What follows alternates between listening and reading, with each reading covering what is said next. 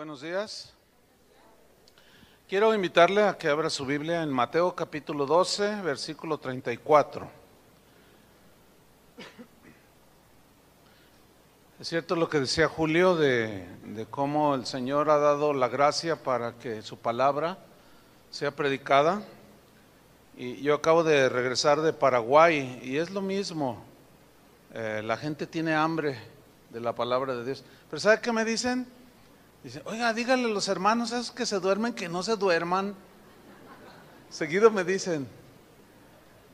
Entonces ya el anuncio ya está ahí, ¿no? Bien, continuamos con la serie sobre la vida y los milagros de Jesús. En esta ocasión voy a hablarles un tema que he titulado Jesús y las palabras ociosas. Y vamos a leer Mateo 12, versículo 34. Sígame en la lectura y dice así: generación de víboras, ¿cómo podéis hablar lo bueno siendo malos? Porque de la abundancia del corazón habla la boca. El hombre bueno, del buen tesoro del corazón saca buenas cosas, y el hombre malo, del mal tesoro, saca malas cosas. Mas yo os digo que de toda palabra ociosa que hablen los hombres, de ella darán cuenta en el día del juicio. Si observamos bien, según Jesús en este pasaje, toda persona es responsable de lo que hace, de lo que piensa y de lo que habla. ¿Están conmigo? Nadie es responsable de las acciones de otro o lo que dice otra persona o hace, no. Cada quien es responsable. Los fariseos, que ese es el contexto del pasaje que leímos, ellos acababan de decir cosas terribles acerca de Jesús. Jesús hace milagros por el dedo de Satanás, dijeron, y estaban blasfemando contra el Espíritu Santo. Esas palabras realmente fueron muy fuertes, ¿no? Decir que Jesús estaba haciendo los milagros por el dedo de Satanás es una afirmación demasiado precipitada, ¿sí? Entonces Jesús aquí en este pasaje nos enseña dos verdades sobre el corazón humano. En primer lugar, vemos que se puede ver la condición de nuestro corazón por las palabras que decimos.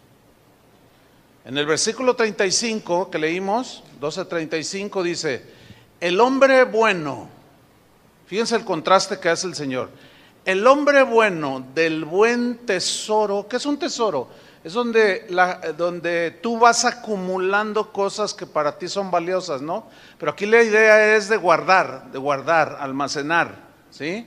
Entonces dice, el hombre bueno del buen tesoro, o sea, lo que tú vayas atesorando en tu corazón, eso tarde o temprano se hará evidente por lo que hablamos, por lo que decimos. Esa es la verdad aquí. El hombre bueno del buen tesoro del corazón saca buenas cosas.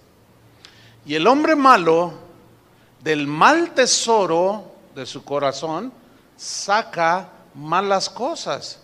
Por consiguiente, el corazón del hombre se evidencia, se conoce por lo que habla su boca. Esa es una enseñanza tremenda de parte de Jesús. Lo que hay en el corazón, lo que vamos atesorando a través de nuestra vida, solo puede salir a la superficie a través de nuestra boca. No hay otra manera. Y una persona no puede hablar nada más que lo que tiene en su corazón. Cuando hay un corazón malo, se habla mal. Algo pasó en ese corazón. Ese corazón que habla mal de Dios o de otros, algo ha pasado a través de su vida que ha ido guardando. Y su boca, por lo que habla, está evidenciando lo que hay en su corazón. Pero también viceversa. Una persona puede ir acumulando cosas buenas en su corazón y su boca las va a ir hablando conforme va viviendo. Esa es una verdad tremenda. En el versículo 34, 12:34, Jesús está con los fariseos. Llegan y le acusan y le dicen, le están diciendo palabras sin sentido, nunca las pensaron, estaban equivocados, nunca las comprobaron. Y Jesús les dice, generación de víboras. Ahora, ¿por qué les dice víboras? ¿Por qué los compara a una víbora? Porque una víbora muerde por la boca. ¿Entiende? Por la boca. Y les dice, ¿cómo podéis hablar lo bueno siendo malos? O sea, el corazón de esta gente estaba mala. El hombre malo tiene un mal tesoro en su corazón, del cual saca las acciones, saca las palabras que calumnian al prójimo, que hieren el corazón del prójimo y que deshonran a Dios también.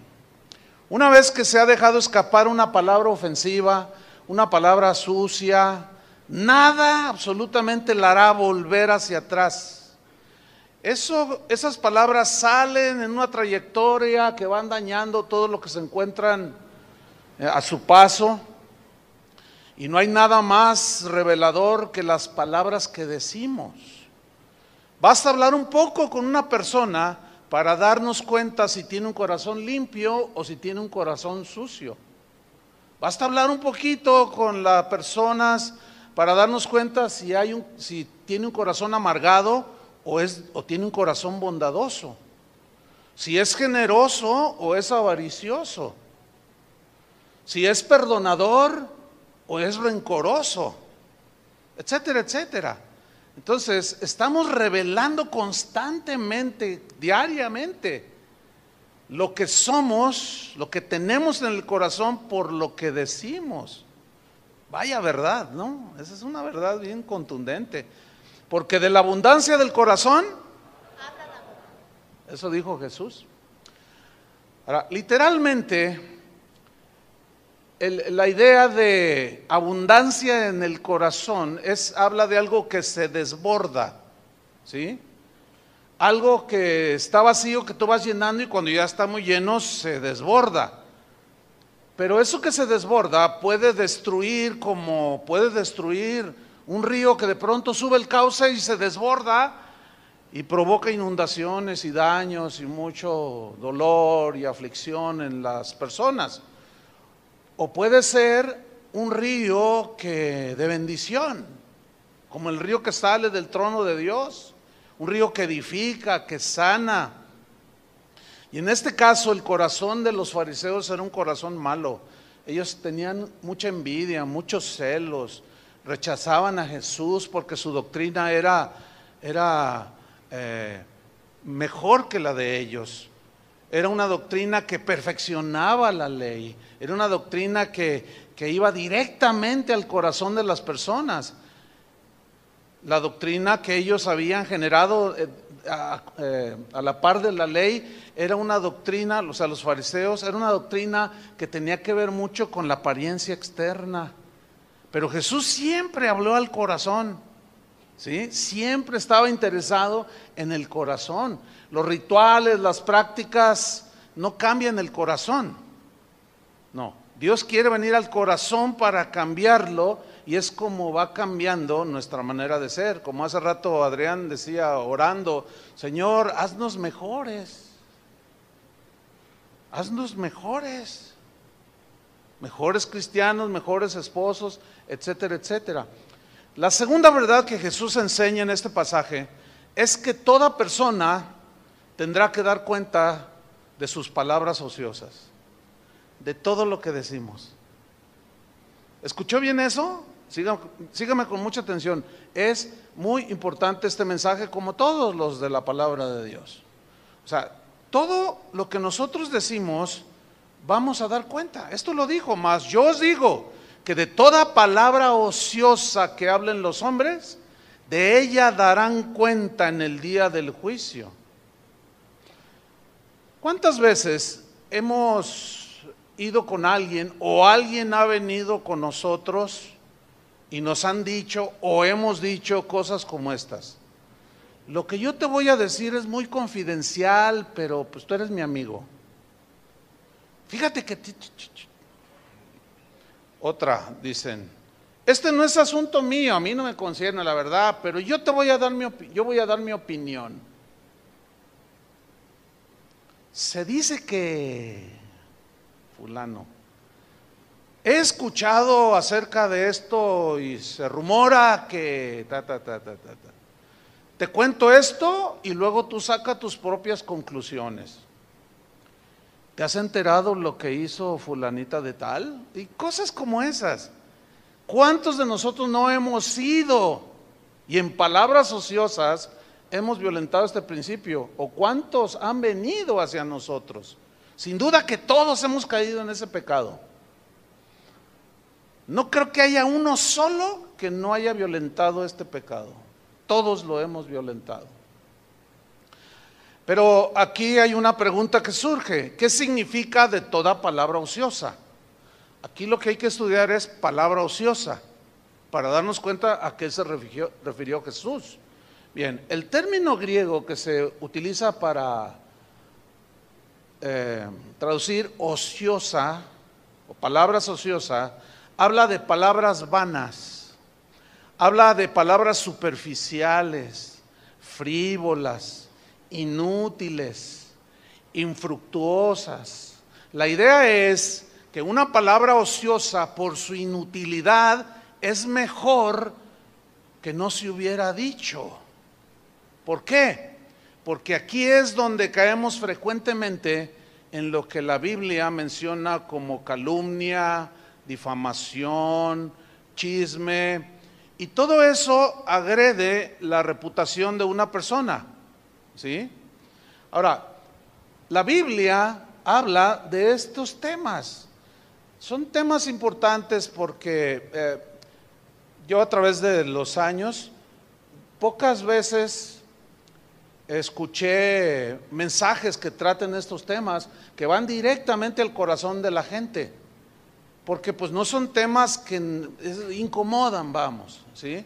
Pero ¿qué dice la Biblia acerca, por ejemplo, del chisme? Déjeme leerle lo que dice el diccionario acerca de lo que es el chisme. Ponga mucha atención a la definición. Ahí va. Un chisme es un comentario que puede ser verdadero, pero también puede ser falso. ¿Sí? Algo que alguien le cuenta a otra persona, pero que generalmente el que está hablando pretende indisponer a unas personas contra otras. Esa es la definición. Generalmente el propósito del que divulga palabras ociosas es hablar mal de alguien, quejarse de alguien, o traer enemistad entre las personas, entre unos y otros. Las razones por las que hablamos palabras ociosas pueden ser muy diversas. Por ejemplo, va desde los celos. Por celos alguien puede hablar de otra persona. Muchas palabras ociosas. La envidia, igual. La incomprensión, que no comprendes cómo es la persona, no le entiendes, este es insoportable, pero vas y le dices a otro. Inconformidad en cuanto a la conducta de tu esposo, de tu esposa, de un hijo, de un hermano, qué sé yo, pero vas y le comentas a otro de tu inconformidad. Todo eso tiene que ver con las palabras ociosas, que puede llegar estas palabras ociosas hasta la venganza. Y hace rato el Señor nos ministró como adelantando un poco el mensaje. Adrián no estuvo ayer porque ya es abuelito, estaba ya con su hija, él no escuchó el mensaje, pero Dios conoce, ¿verdad? Entonces, las palabras ociosas suelen salir a flote porque puede haber deseos de venganza, o hay amargura, o hay odio. Es un sinfín de razones por las cuales los seres humanos hablamos palabras ociosas. Lo grave de esto es que Jesús dijo que de esas palabras, ¿qué? Díganlo fuerte. La hermana habló por todos. Gracias, hermano. Usted tiene micrófono integrado. Fíjese, eso es lo grave, ¿no? Eso es lo que nos debe hacer reflexionar, que vamos a dar cuentas. ¿Qué justificación le vamos a dar al Señor? No hay justificación alguna. Tristemente tenemos que aceptar que esta práctica es muy común entre los cristianos alrededor del mundo. Ciertamente venimos de una vida de pecado, Dios nos hizo nacer de nuevo, nos perdonó, pero todavía estamos en un proceso en el que todavía nuestra naturaleza humana, nuestra mente humana, tiene esas tendencias a seguir pues los impulsos de la carne, ¿verdad? ¿Cuáles son las obras de la carne? Amargura, celos, pleitos, iras, contiendas, disensiones, etcétera, etcétera. ¿Sí? Entonces, estamos aprendiendo, estamos creciendo, pero no podemos seguir igual. Cada día tenemos que ser mejores. Entonces, la afirmación es rotunda de que detrás de toda palabra ociosa hay un corazón malo. Algo hay malo dentro de ese corazón, por lo cual habla. Y la lengua es el instrumento que revela lo que hay en ese corazón, porque de la abundancia del corazón. Muchas veces argumentamos que lo que vamos a decir es verdad. No, es que lo que dije es verdad. Argumentamos, no estoy mintiendo. Sí, ok, pero pónganme atención. Antes de hablar, debemos hacernos un par de preguntas antes de hacerlo. Número 1, antes de hablar, ¿ya hice lo que dijo Jesús en Mateo 18:15? Ahora, ¿quieres saber qué dijo Jesús? Pues abra su Biblia. ¿Ah? O encienda su Biblia, como quiera, y ahorita ya no sabe uno.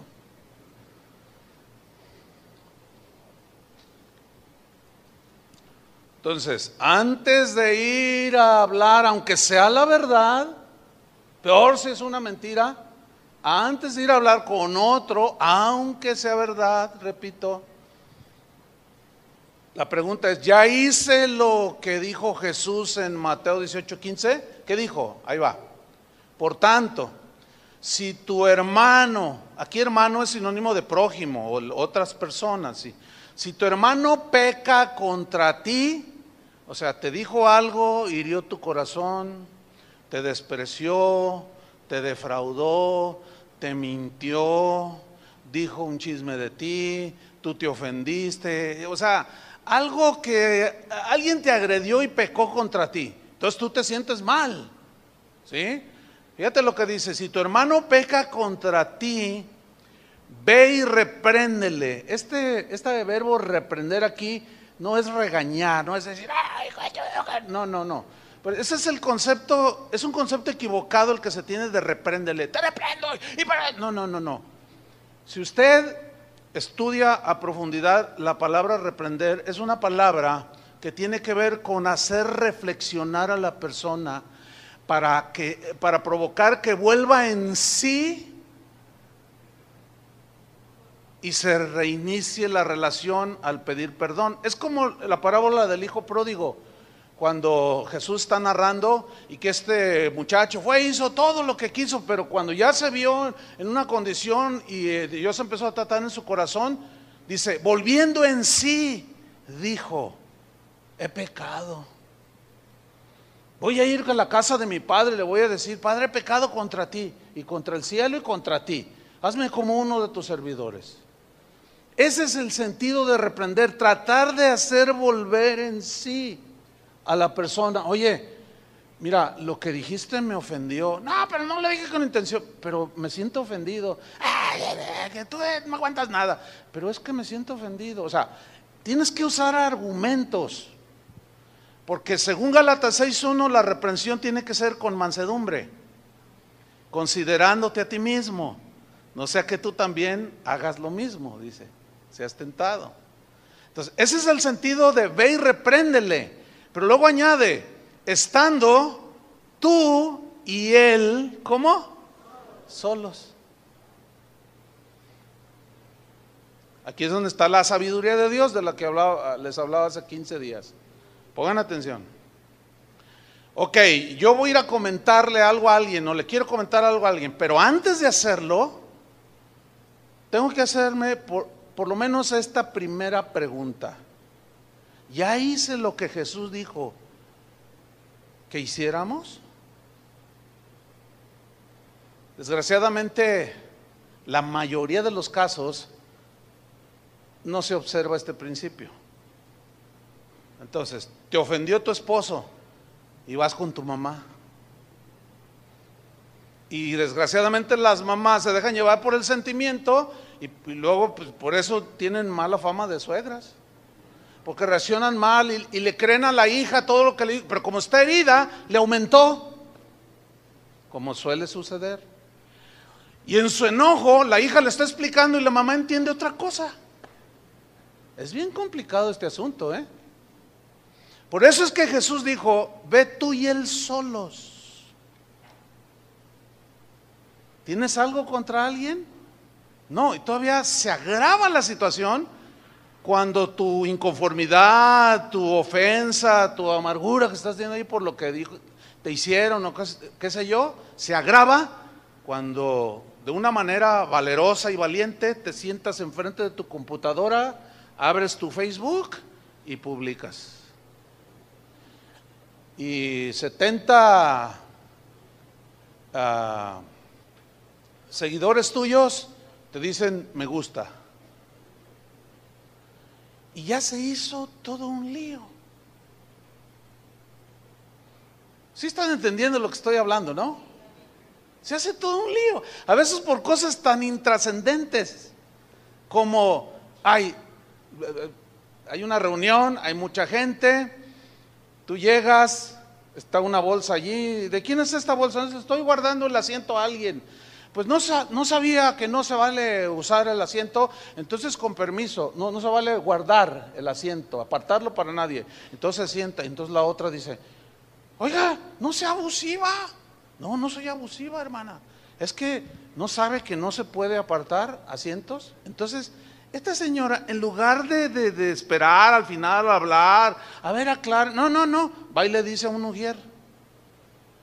O va y le dice a otro hermano, mira, esa señora, esa vieja que va ahí. No, es que no nos medimos, ¿eh?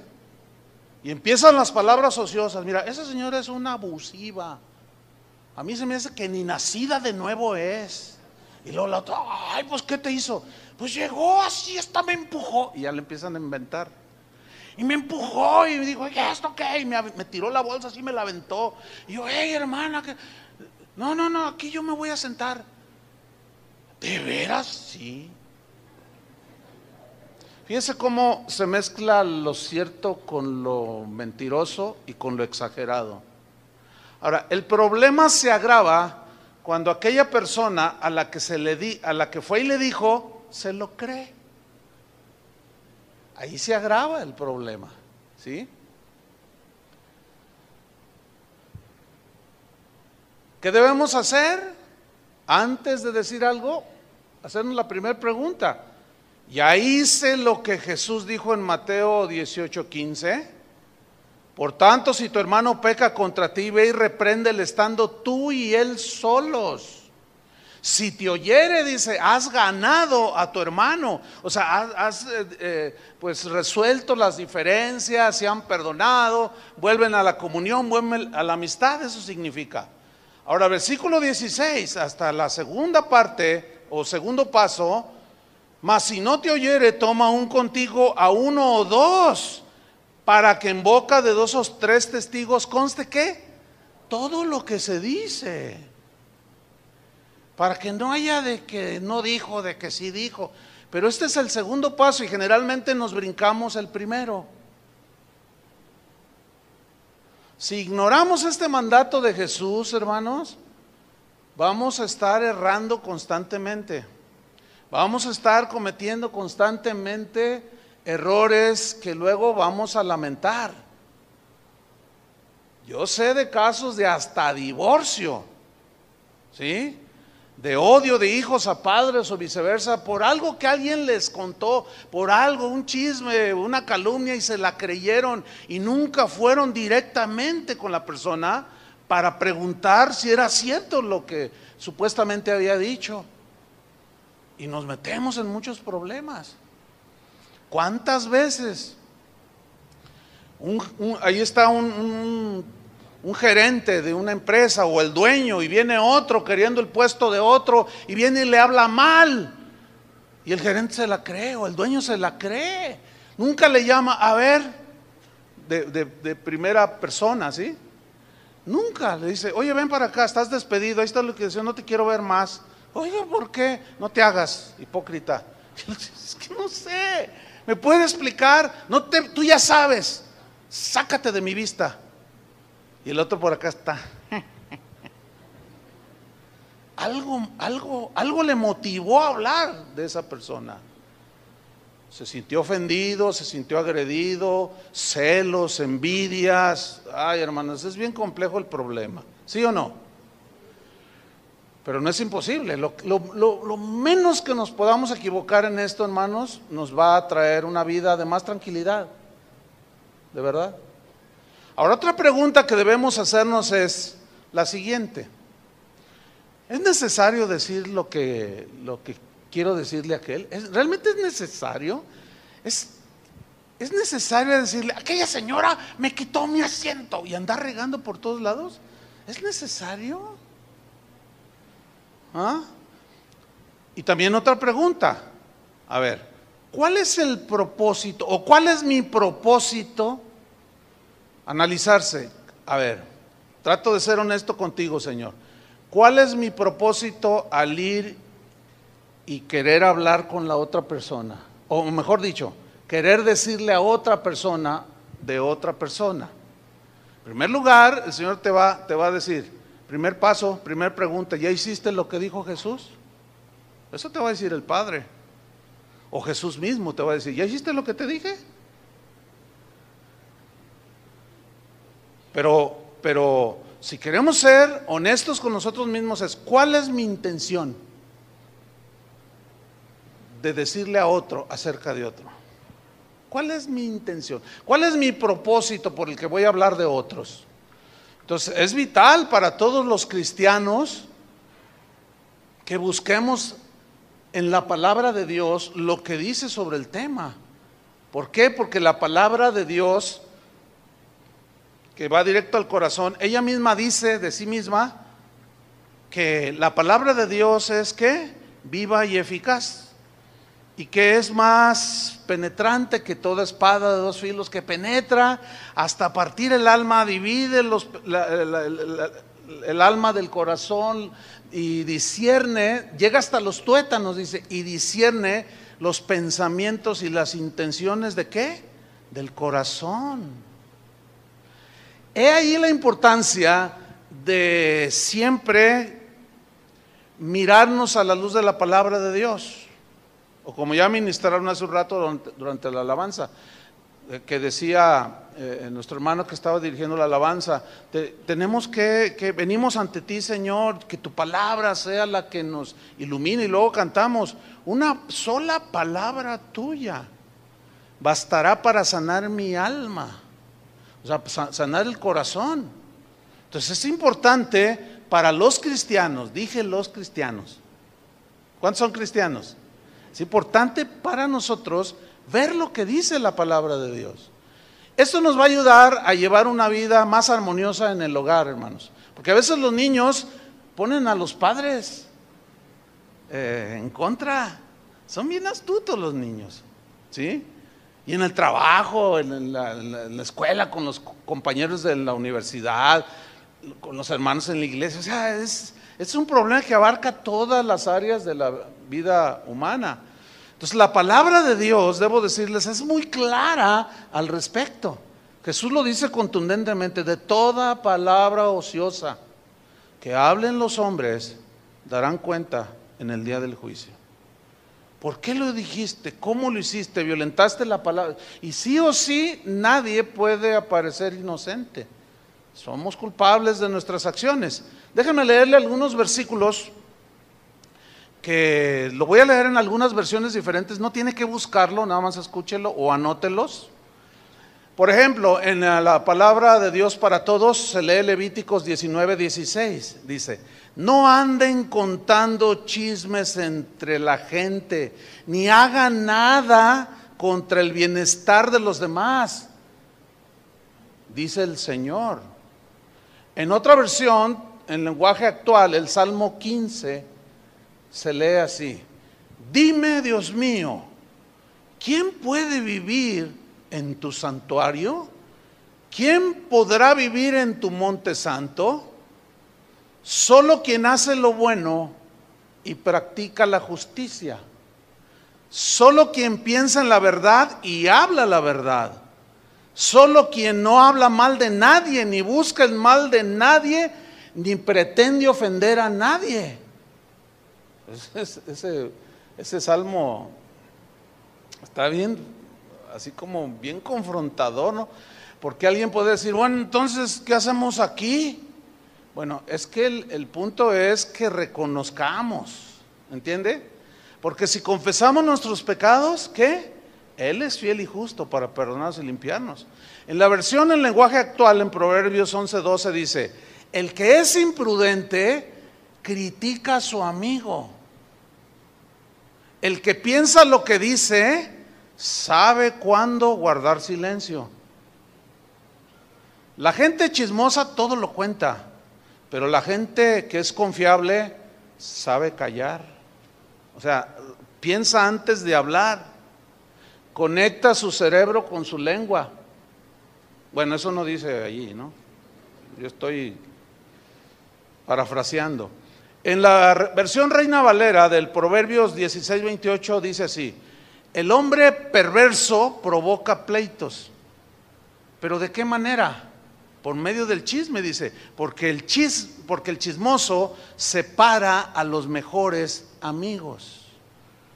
¿Conoce personas, si es que no lo ha vivido usted, que ha perdido amistades por algo que dijo alguien y el otro inocentemente se lo creyó? Hay muchos casos, la verdad. En la misma Reina Valera, en Proverbios 26:20 al 22, dice así: por la falta de la leña se apaga el fuego, la fogata, y donde no hay chismoso se calma la discusión. O sea, donde no hay una persona que es muy ligera en el hablar, y a todo el mundo y siempre está, dice, no, dice, se calma la discusión. Como carbón para las brasas y leña para el fuego, así es el hombre rencilloso para encender pleitos. Las palabras del chismoso son como bocados deliciosos, pero penetran hasta el fondo de las entrañas. La idea es que dañan hasta el fondo y dañan a las personas.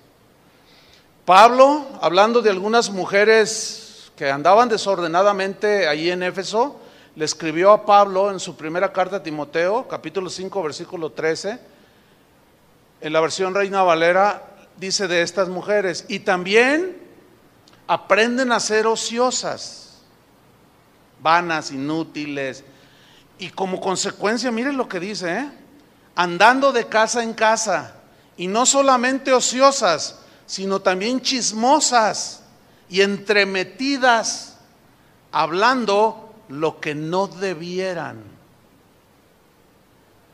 Por toda la Biblia está este principio. Ahora bien, debo señalar que el simple hecho de saberlo no nos hace inmunes a no volver a cometer el error. ¿Está consciente de eso? Porque parece que algunos entienden que lo ven así. Ahí está un cristiano, entonces dicen, parece que lo entienden de esta manera y dicen, bueno, ¿por qué hizo eso esta hermana? ¿Que no es cristiano? A ver, no, lo hizo mal. O sea, siempre está mirando a otros, y ese tipo de personas parece como que entendieran que los demás ya no se deben de equivocar. Yo quiero decirles que eso es totalmente irreal. ¿Sí o no? Nos seguimos equivocando. ¿Sí o no? Eso hay que entenderlo. El problema es que solamente vemos de allá para acá y no vemos de aquí para allá. Ese es un problema. ¿Ah? La Biblia es clara cuando dice, si alguno es sorprendido en alguna falta, si alguno, ese alguno significa cualquiera puede ser sorprendido en alguna falta. Pero luego dice, y estoy citando Gálatas 6:1, si alguno fuere sorprendido en alguna falta, los que son espirituales restauren, fíjate, al que cometió esa falta. Pero ¿cómo se entiende restauren con espíritu de mansedumbre? Restaurar significa volver al estado en el que estaba antes. Nota que ahí está el principio de Mateo 18:15. Vayan directamente con Él. ¿Lo alcanzan a percibir? Ahí está.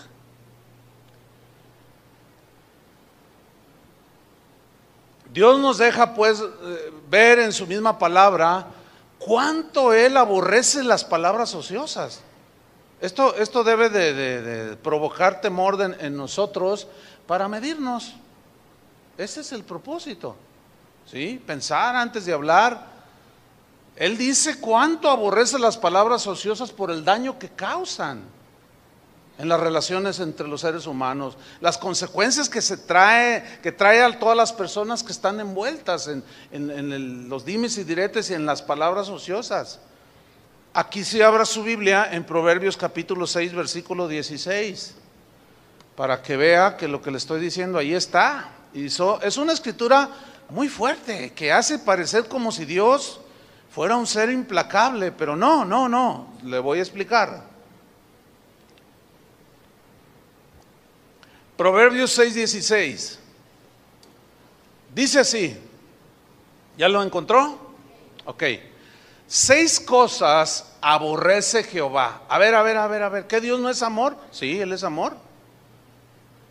Pero este verbo aborrecer aquí no es el aborrecer de Dios no es el mismo, así como el odio que nosotros los seres humanos tenemos, no.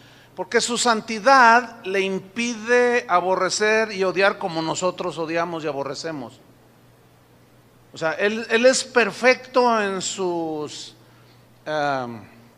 atributos. Él nunca va a violentar uno de sus atributos para imponer. No, Él es el ser más perfecto que hay. ¿Entiende? Entonces, al ser santo, cuando dice que Él aborrece, el sentido es Él rechaza rotundamente todo aquello que va en contra de su santidad, de su justicia, de su imparcialidad. Y Él no quiere que nosotros, sus hijos, nos veamos involucrados en esas cosas. Por eso nos los dice de una manera tan contundente, sencilla pero contundente. 6 cosas aborrece Dios. Y aún 7 dice, abomina su alma. Y luego te las describe en el versículo 17. Número 1, los ojos altivos. O sea, todo aquel que dice, no, pues que yo soy Juan Camané y que yo, que a mí, que. Mira, dice la Biblia que Dios resiste a los soberbios. Así dice, ¿no?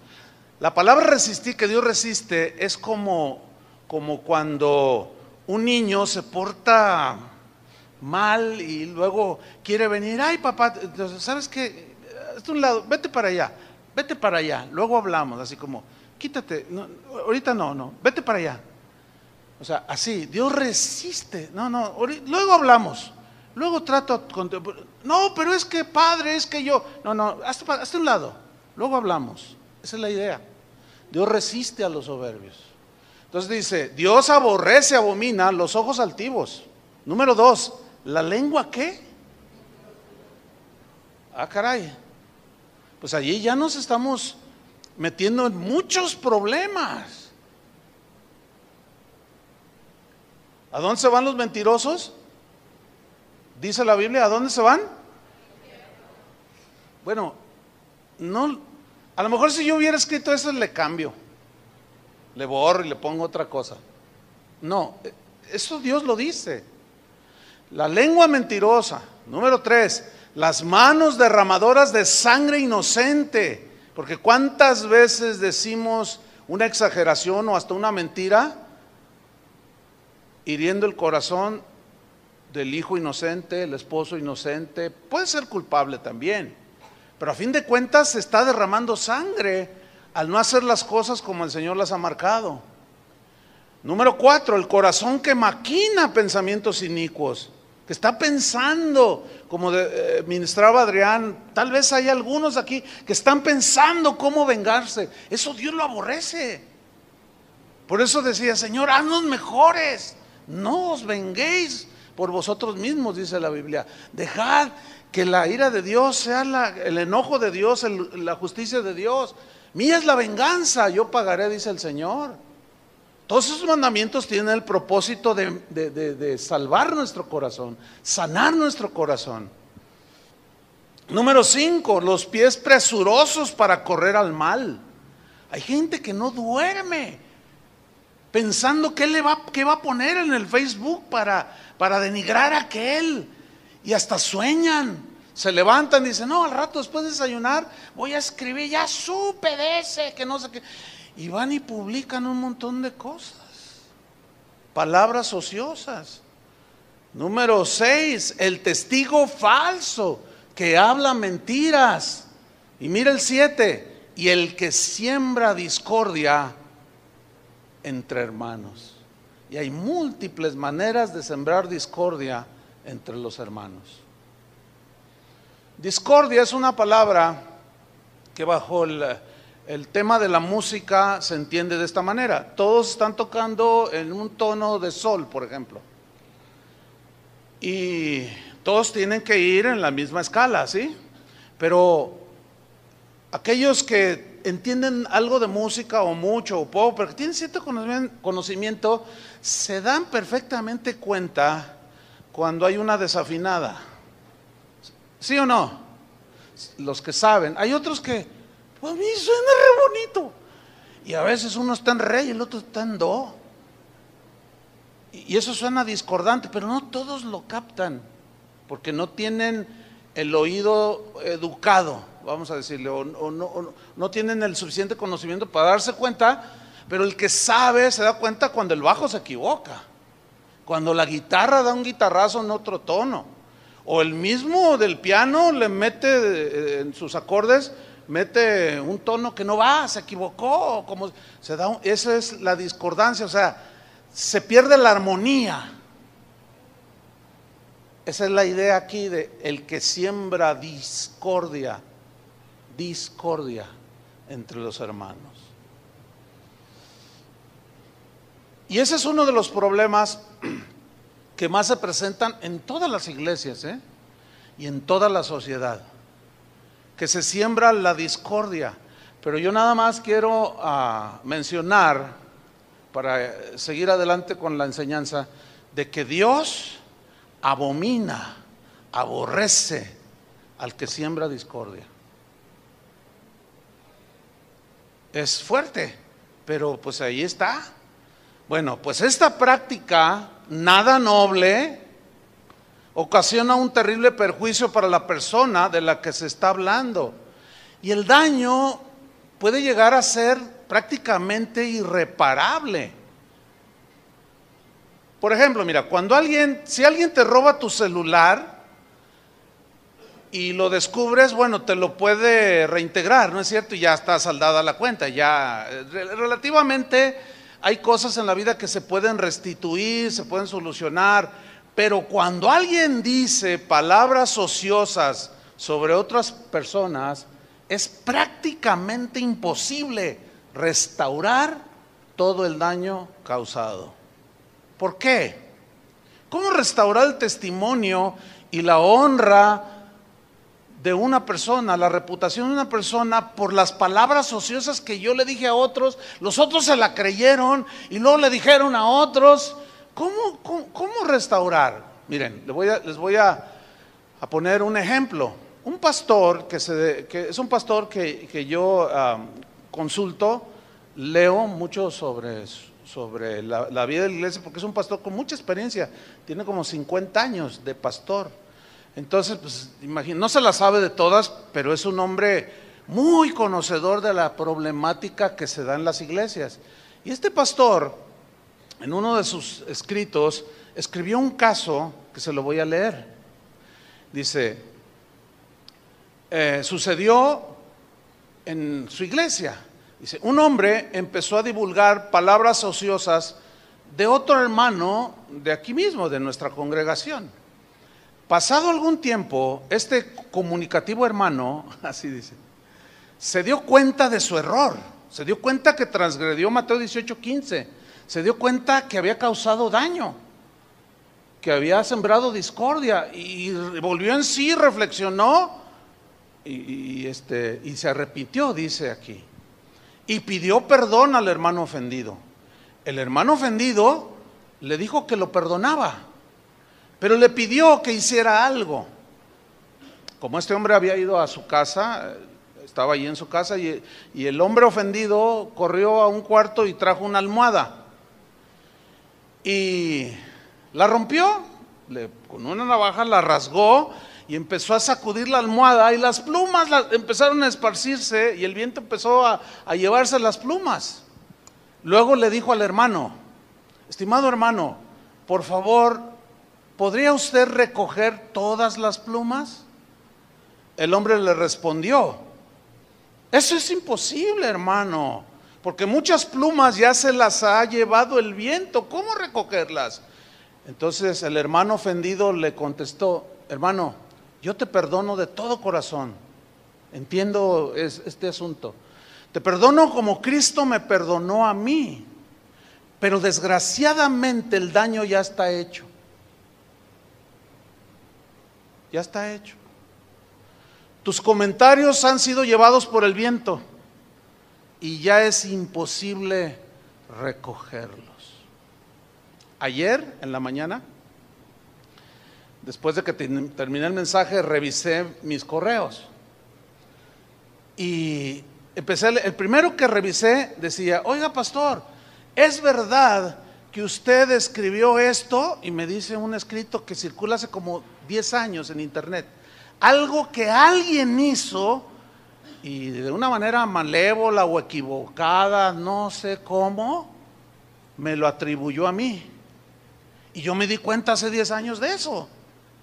Entonces la gente me empezaba a escribir, de recién se publicó eso, oiga pastor, usted es el autor de este escrito. Y yo dije, caray, no, yo no soy el autor de este escrito. No, alguien está mintiendo, alguien dijo, no, pues circula en internet, lo vi allí. Hace 10 años yo encontré a la persona que lo publicó, preguntándole, ¿dónde lo leíste? Entonces di con la persona y yo le escribí. Le dije, oye, era una hermana, una periodista, por cierto. Y yo le dije, oye hermana, ¿tú publicaste esto sin preguntarme previamente si yo lo había hecho? Es que a mí me dijeron, de buena fuente. Eso es típico, ¿no? Le dije, ¿y quién es tu buena fuente? No, no se lo puedo decir, mire, yo soy periodista. Ah, ¿primero eres periodista y luego eres cristiana? ¿O primero eres cristiana y después periodista? Le dije, no, mal, porque esto está causando problemas en muchos. ¿Sí? Entonces yo le dije, dice, ay hermano, ¿y ahora qué hago? Lo voy a quitar de mi muro. Le digo, bueno, pues es lo menos que podrías hacer. Y pues sí, lo quitó, pero el daño ya estaba hecho. Después de 10 años me siguen preguntando, ¿por qué? Otro lo copió, y yo, mira lo que dijo Chuy. Yo nunca hice eso. Dios lo sabe. Pero el daño ya está hecho. ¿Entiende? Palabras ociosas.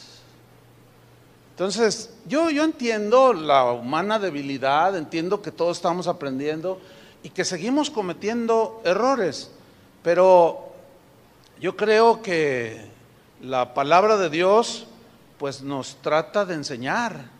¿Para qué? Pues para hacernos mejores, ¿no es cierto? Para cometer menos errores. Ahora, las palabras ociosas, hermanos, provocan un daño irreparable en la persona, como ya mencioné. Un daño irreparable a su reputación, escúchenme bien, aunque sea cierto lo que se dice. ¿Sí? Son como plumas que se las llevó el viento y para recogerlas ya es prácticamente imposible. Fíjese lo que dice Santiago 3:1. Escúchelo nada más, ya lo conoce. Dice: hermanos míos, no os hagáis maestros muchos de vosotros, sabiendo que recibiremos mayor condenación. O sea, para todos los que enseñamos esto, el que enseña está más comprometido, ¿sí?, a cumplir la palabra de Dios, pero no está exento de equivocarse. Por eso la reprensión o la llamada de atención de Santiago dice: hermanos míos, no pretendan ser mejores que otros. Eso es lo que significa, sabiendo que recibiremos mayor condenación, o sea, mayor reprensión de parte del Señor. Versículo 2: porque todos ofendemos muchas veces. Fíjate lo que dice ahí: todos ofendemos muchas veces. Si alguno no ofende en palabra, este es varón perfecto. Pregunto, ¿habrá algún perfecto? Perfecto solo Jesús, que no se halló engaño en su boca. El problema es que, repito, vemos el error en el otro y somos implacables. Somos implacables con el otro, ¿sí?, pero no lo somos al mismo nivel con nosotros mismos, ¿sí? Entonces dice: todos ofendemos muchas veces. Si alguno no ofende en palabras, este es varón perfecto, capaz también de refrenar todo el cuerpo. He aquí nosotros ponemos freno en la boca de los caballos para que nos obedezcan, y dirigimos así todo su cuerpo. Mirad también las naves, aunque tan grandes y llevadas de impetuosos vientos, son gobernadas con un muy pequeño timón, por donde el que las gobierna quiere. Así también, dice, la lengua es un miembro pequeño, pero se jacta de grandes cosas. He aquí cuán grande bosque enciende un pequeño fuego. Y la lengua es un fuego, un mundo de maldad. La lengua está puesta entre nuestros miembros y contamina todo el cuerpo e inflama la rueda de la creación, y ella misma es inflamada por el infierno. ¿Qué textos, no? Ahora, yo quiero decirle, tú y yo estamos incluidos ahí. Aquel que diga: ya que todos estamos incluidos ahí.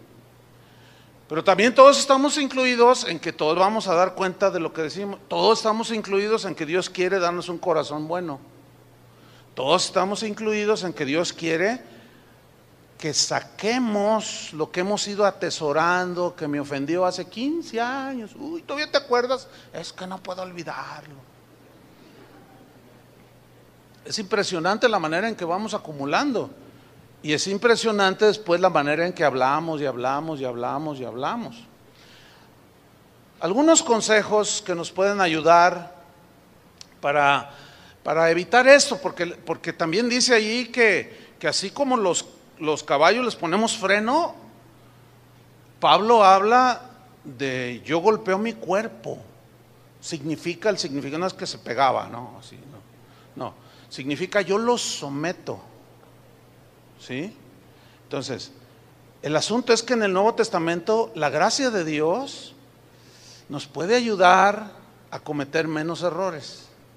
Pero la carne ahí va a estar, la lengua ahí está, el corazón que tenemos, que es sensible a las ofensas y a todo, ahí seguirá. El asunto es que tenemos que ir madurando para que cuando se presentan las situaciones, no tomemos decisiones precipitadas o hablemos discriminadamente y caemos en lo mismo que nos estaríamos quejando de otras personas, del esposo, del hermano, etcétera. Algunos consejos. Número 1, tenemos que reconocer que toda palabra ociosa es pecado. Mientras no reconozcamos esto, no vamos a avanzar, vamos a seguir igual. El problema es cuando te presentes delante del Señor. Ahí vas a estar tú solo. Ahí no con tus cómplices o con tus cuates acá en la tierra. No, es que mira, si quieres, yo tengo testigos. No. Testigos con el Señor, pues él conoce el corazón del hombre, Él no necesita testigos. Entonces, para poder avanzar, reconocer que es un pecado. Número 2, pedir perdón a Dios por este pecado, ¿sí? Y pedir perdón en la medida de las circunstancias a la persona ofendida. Otro consejo sería poner guarda en la boca, como decía el salmista, pon guarda mi boca, oh Señor, guarda la puerta de mis labios, ayúdame, Señor. O sea, pensar antes de hablar, preguntarnos si lo que vamos a decir es realmente necesario o es una situación tan infantil como esa del asiento, tan fácil que, bueno, siéntese, hermano, pues no hay problema. ¿Ah? ¿Es realmente necesario? La Biblia dice, ninguna palabra torpe, en la versión en lenguaje actual, Efesios 4:29, ninguna palabra torpe salga de vuestra boca, sino antes la que sea buena para edificación, según fuera el caso, para que imparta gracia o bendición, dice otra versión, a los que oyen. Y no contristéis al Espíritu Santo de Dios, con el cual fuisteis sellados para el día de la redención. Fíjate, el contexto de hablar, o mejor dicho, el contexto de contristar al Espíritu Santo es lo que se dice. En otras palabras, cuando Jesús dice, ustedes están blasfemando, ¿se acuerdan? La blasfemia contra el Espíritu Santo, esa no será perdonada.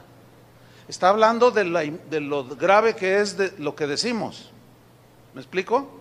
Entonces aquí Jesús está diciendo, Pablo está diciendo que el Espíritu Santo se contrista cuando nosotros decimos palabras ociosas.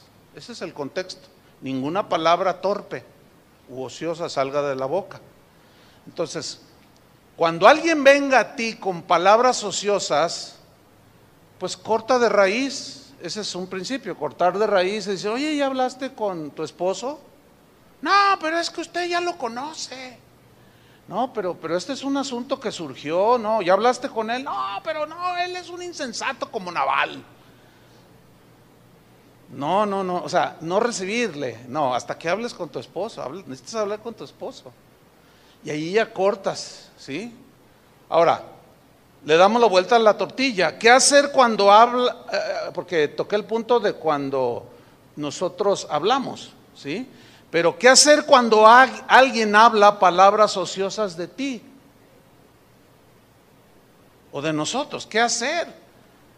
La respuesta en la Biblia es bien clara: perdonar. Y después de perdonar, perdonar. Y después de perdonar, seguir perdonando. Y después, perdonar. Y luego, hermano, vuelve a perdonar. Y luego, hermano, luego entonces, ¿qué tengo que hacer? Perdonar. Y luego perdonar, y volver a perdonar, y volver a perdonar, y volver a perdonar, hasta 7 veces. Hasta 7 veces, no hasta 7. Es que no hay otra manera de poder salir adelante en tus problemas familiares si no perdonas constantemente. No hay manera. Pero es que, sí, yo le fui infiel a mi esposa, le pedí perdón, le rogué, me hinqué, no te quiero perder, yo te amo, pero fue un desliz, la regué. Me perdonó, sí, pero ya le dijo a no sé quién. Y esta ya lo divulgó. Entonces, claro, cuando lo ven, dice, mira, ese le puso el cuerno a la señora. Y luego, oye, que tú le pusiste el cuerno a la señora. ¿Quién te dijo? Pues allá, aquellas señoras que están allá. Y luego, sí se lo puse, pero fue hace 10 años. Y a los 15 días yo le pedí perdón. Y ahora vivimos en armonía, pero ya quedó. Entonces, ¿qué tienes que hacer? Vivir en un constante espíritu de perdón. ¿Por qué? Porque la esposa que está a mi lado es imperfecta. El esposo que ella tiene a su lado es totalmente imperfecto. Tus hijos son imperfectos. Tú eres imperfecto. Tus compañeros en el trabajo son totalmente imperfectos. El pastor es imperfecto. Los pastores aquí somos imperfectos. Hasta el que canta es imperfecto. Y las que danzan también. Hasta el que barre es imperfecto. Y entonces, ¿cómo vamos a lidiar, mis queridos hermanos, con el perdón? Con el perdón. Eso es lo que enseña la Biblia. Y seguir las instrucciones como la que dice Pablo cuando dijo: porque todo esto merece aprobación. Si alguno, a causa de la conciencia delante de Dios, sufre molestias, padeciendo injustamente, pues qué gloria es si pecando sois abofeteados y lo soportáis. No es ninguna gloria, pues te lo mereces y toma, para que se te quite, ¿no? Dice: mas si haciendo lo bueno y lo soportáis, y si lo soportáis, dice, esto ciertamente es aprobado delante de Dios. Pues para esto fuisteis llamados, porque también Cristo padeció por nosotros, dejándonos ejemplo para que sigáis sus pisadas, el cual no hizo pecado ni se halló engaño en su boca. Ahí está. Él nunca dijo nada ocioso. Cuando nos juzgue en el tribunal de Cristo, Él no le va a inventar, no le va a exagerar, no necesita testigos, no, pero nosotros sí, por nuestra imperfección. Y sí nos dejó lineamientos para que nos la pudiéramos llevar mejor, pero Él no. Dice: porque también Cristo padeció por nosotros, dejándonos ejemplo, o sea, en el padecer injustamente muchas veces. Porque si es con justicia, bueno, de todas maneras, perdón. No respondía con maldición. Cuando padecía no amenazaba, sino encomendaba encomendaba la causa al que juzga justamente. O sea, que no le aumenta ni le quita. Mientras estemos en esta tierra, nos vamos a seguir enfrentando con las imperfecciones de todos nosotros. Si usted no es capaz de asimilar esta verdad y esta realidad de que todos somos imperfectos, usted va a ser una persona muy sensible, sumamente sensible ante los errores de los demás. Puede llegar al grado de amargarse de tal manera que la gracia de Dios deje operar en usted, según Hebreos. Por eso es que el punto es importante, ¿sí? ¿Se acuerda que de Jesús decían un montón de cosas? Pero Él, era imposible, Él era Dios, era imposible que se amargara, pero nos dejó ejemplo. Ahora, como nosotros no somos perfectos, tenemos que encomendar la causa. Olvídese de publicarlo en el Facebook, ¿entiende? Olvídese de comentárselos a otros. No, encomiende la causa al que juzga justamente. Claro, va a pasar un tiempo para que la verdad salga a la luz, siempre es así, pero ya el daño estaría hecho. ¿Pero qué si me dañaron? Perdón, perdonar. ¿Y luego? Perdonar. ¿Y después? Perdonar. Y ese Pablo era un hombre muy equilibrado en todo esto, y él abogaba por la paz entre los hermanos, y él abogaba precisamente por el perdón que el agraviado, o sea, aludía al agraviado para que perdonara, ¿sí? Déjeme leerle 1 Corintios 6:5, yo eso lo leo para irnos rápido. Dice así: entre regaños, llamada de atención, enseñanza, escuche con mucha atención, dice: para avergonzarlos lo digo. Pues ¿qué?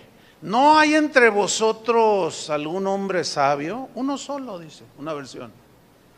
Ni a uno, ¿no? Que pueda juzgar entre sus hermanos. Está hablando de problemas que había en la iglesia de Corinto. No hay uno solo que pueda juzgar, o sea, que tenga la inteligencia, la sabiduría para decir: a ver, vamos a ubicar las cosas, ¿cómo están? Vamos a tratar de que las diferencias se arreglen, etcétera, etcétera.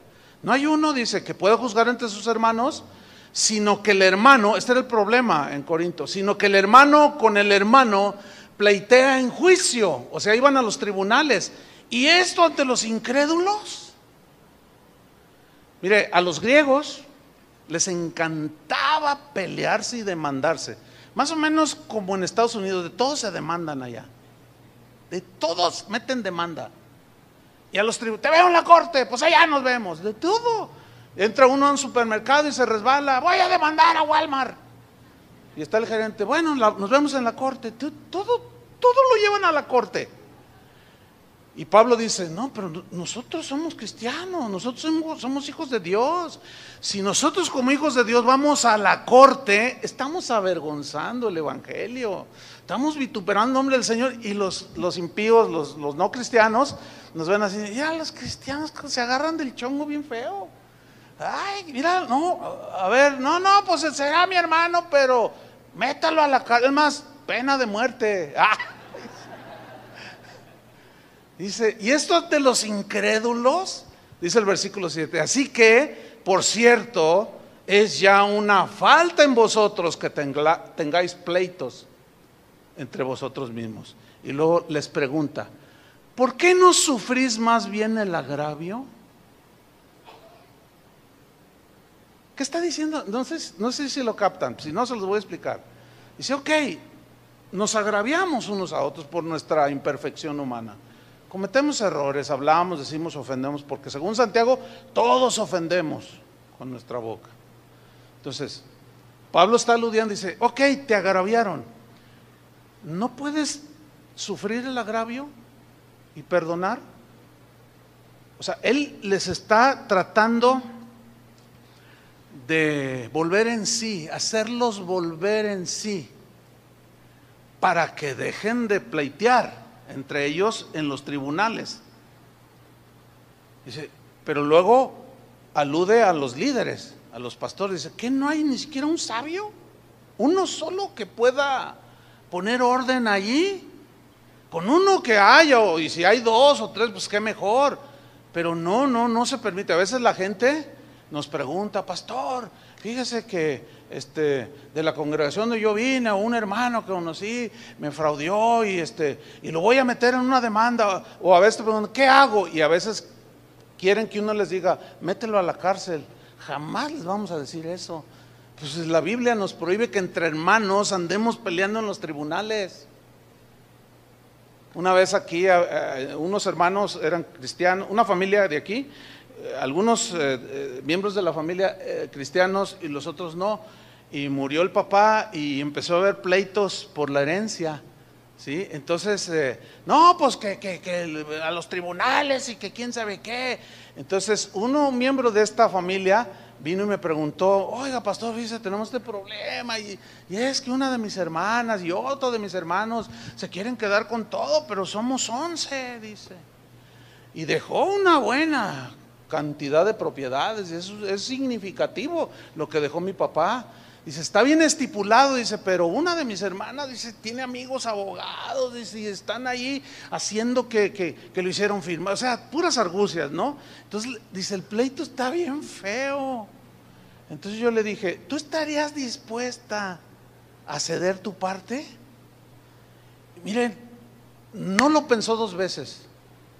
Abrió los ojos, yo le dije, ¿estás dispuesta a ceder tu parte para que haya paz en tu corazón? No te pleitees con tus hermanos.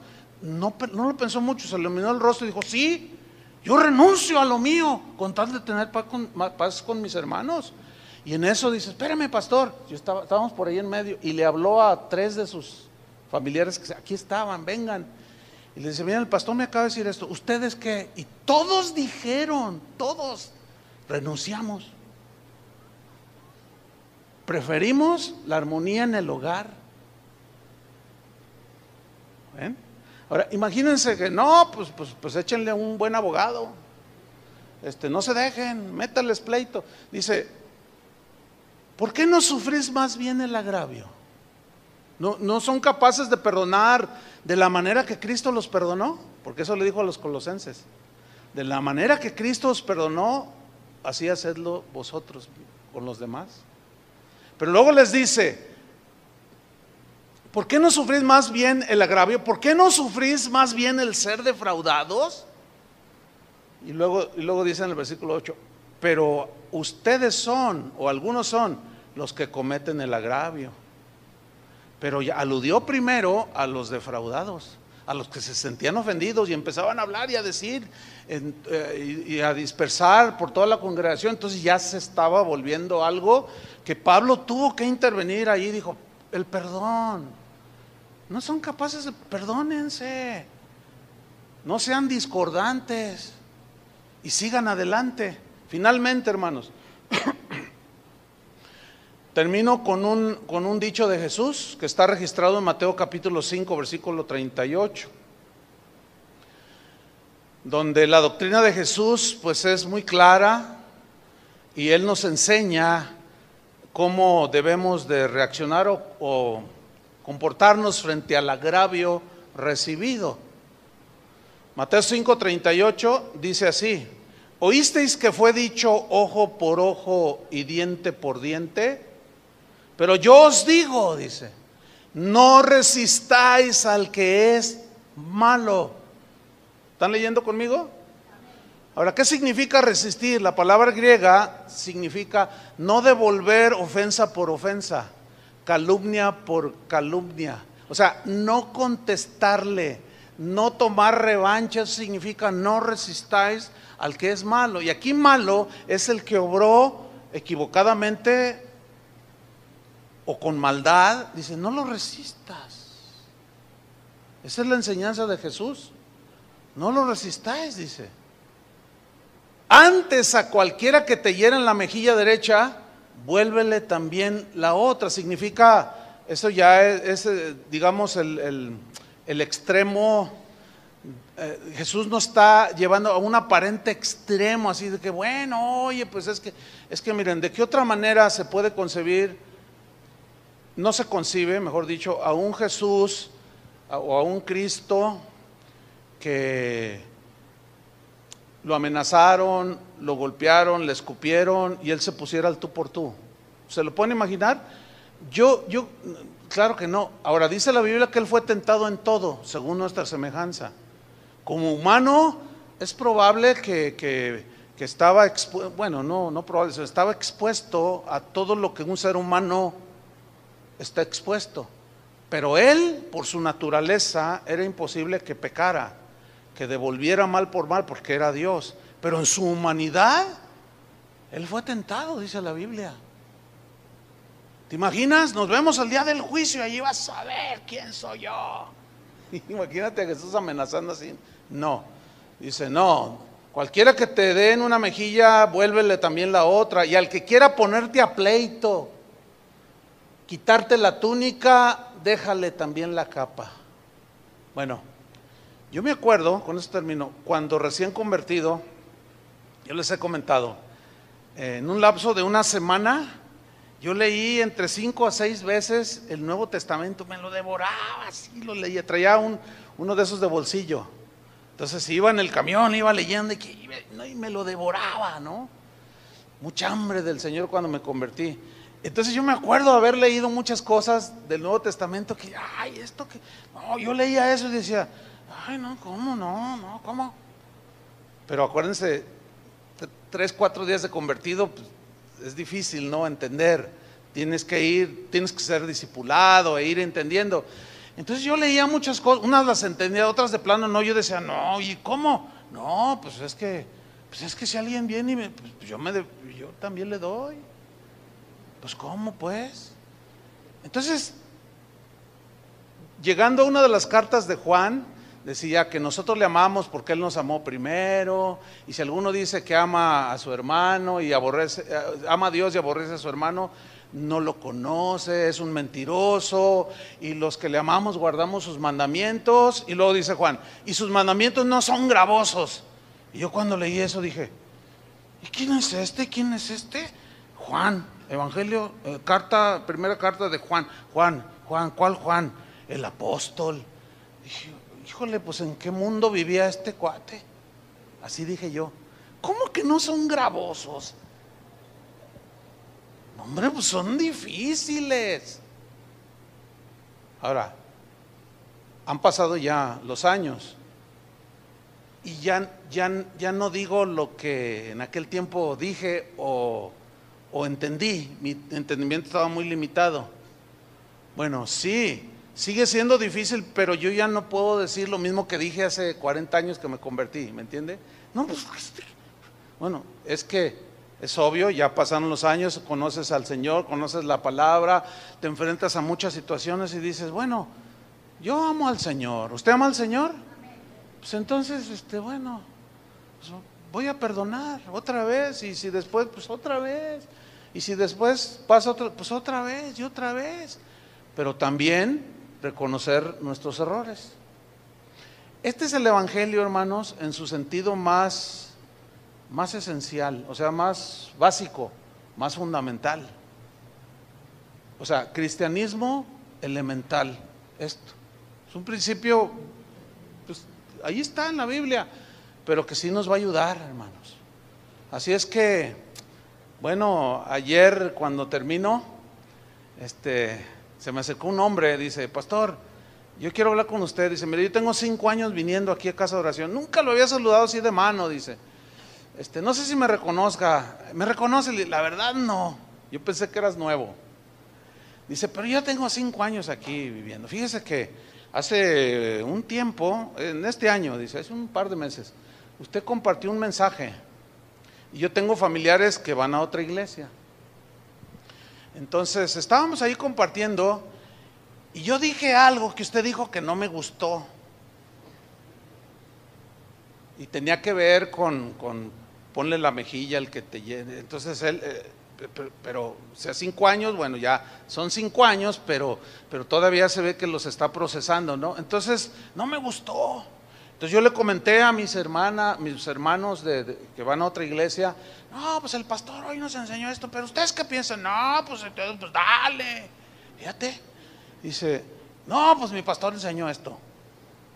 Entonces, no, tu pastor no conoce la palabra de Dios. Y lo dice, pastor, perdóneme, dice, porque ellos ya la divulgaron y ya estás como las plumas así. Y yo me reí, ¿no? Le dije, no te preocupes, hermano. O sea, cosas así tan simples, ni modo de que, largo de aquí.